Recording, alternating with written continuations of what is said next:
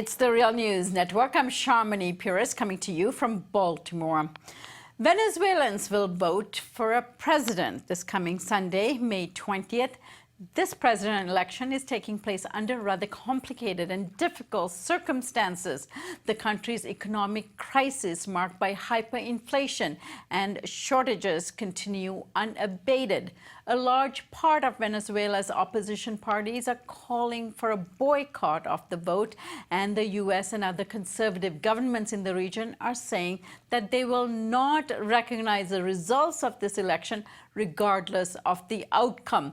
Meanwhile, the campaign, mainly between incumbent President Nicolas Maduro and opposition challenger Henry Falcon, has entered its final phase. And as we can see from the following clips, both candidates are preoccupied with the economic situation in Venezuela. Here is President Nicolas Maduro.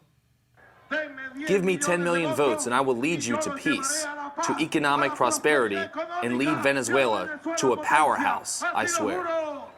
And here is opposition candidate Henry Falcon. Y de allí un plan de estabilización macroeconómica.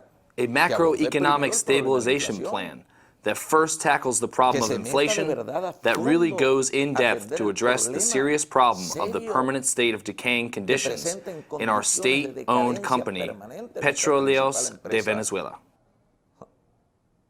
Estatal, Petróleos de Venezuela. Joining me to discuss Venezuela's presidential campaign is Miguel Tinker-Salas. Miguel is professor of Latin American history at Pomona College in California and author of the book, Venezuela, What Everyone Needs to Know. Thanks for joining us, Miguel. Thank you. Miguel, the opposition in Venezuela has called for a boycott, and the U.S. is saying that it won't recognize the vote no matter what. According to them, the vote is not guaranteed to be free and fair. What do you make of that conclusion prior to the election? And, of course, what the outcome might be on Sunday? Well, I think they want to have it both ways. On the one hand, they want to boycott the election. They call on abstention on the part of the participants in the country. On the other hand, here we have Henry Falcon, a candidate who used to be a Chavista, who broke with Chavez in 2006 and 7, has a track record as governor of the state of Lara, and has increasingly been doing better in the polls and receiving some support from those in the opposition. So I think they want to have it both ways. On the one hand, in case Maduro wins, they want to call that they had a boycott and reduce the number of votes he might have gotten. On the other hand, we start to see a shift now of the opposition leadership towards Falcon because the potential of a victory is there.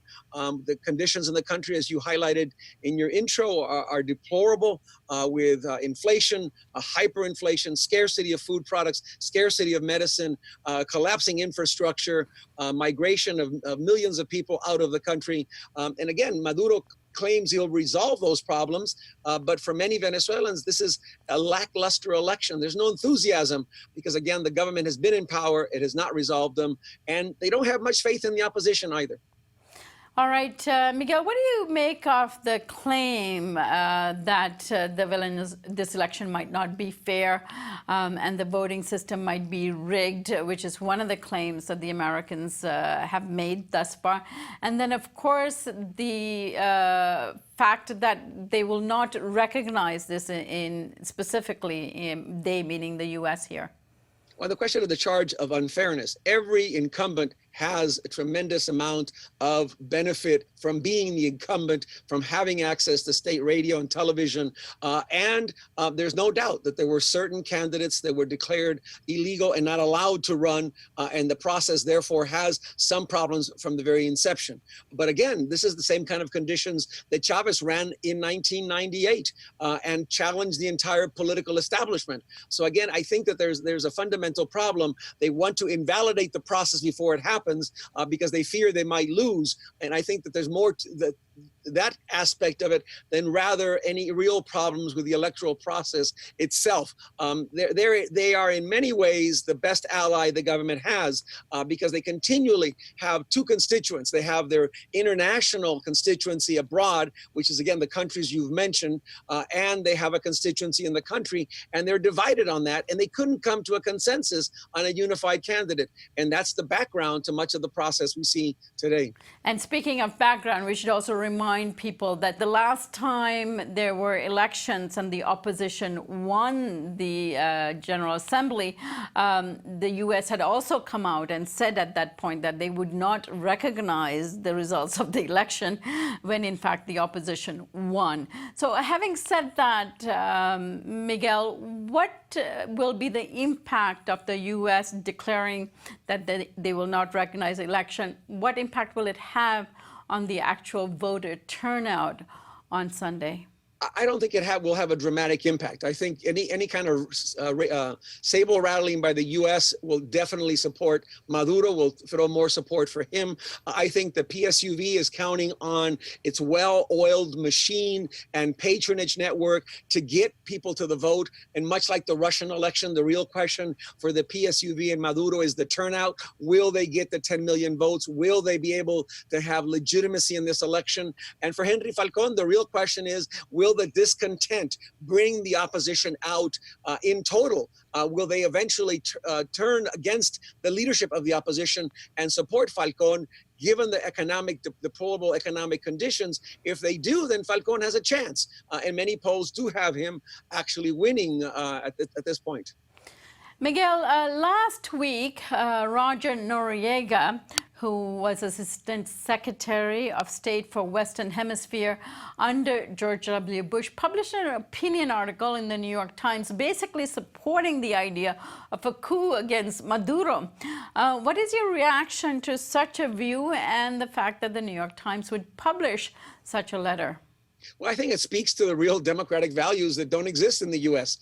We have a political situation where the U.S. wants to throw its weight around, much the same way it did during the middle of the Cold War. And Mr. Noriega is not a Democrat. Mr. Noriega, what he really represents is a return to authoritarian rule in Latin America. We've heard that from Marco Rubio, the senator from Florida. We've heard that from the previous Secretary of State, Tillerson, that the military in Venezuela should act.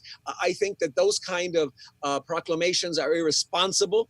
They are a heart of the very issue, both in Venezuela and throughout the continent, where there are elections in Mexico, where there are elections in Colombia, where there are elections this year in Brazil, is for a clean, open, transparent process, and not for a return to military dictatorships of the 1970s and 80s that created human rights havoc and crisis in Latin America and set the continent back. I think those are irresponsible statements on the part of Noriega or any official of the U.S. government or any government for that matter. All right. Now, polls in terms of the elections about to happen are all over the place. Some predicting that Maduro will win, others predicting that Falcón will win. Give us a sense of who Falcón is and whether you think he will make a difference in Venezuela. Well, Falcón, as I mentioned, was an ex-military, was very closely associated with the Chavista movement, was an early supporter, was mayor of the city of Barquisimeto, an important Western industrial city. He then went on to become governor. In this last elections that took place for governor, he lost the election. He was the first to recognize that he had lost the election, that the opposition had not put forth its best foot. He has had problems in trying to clearly make an argument.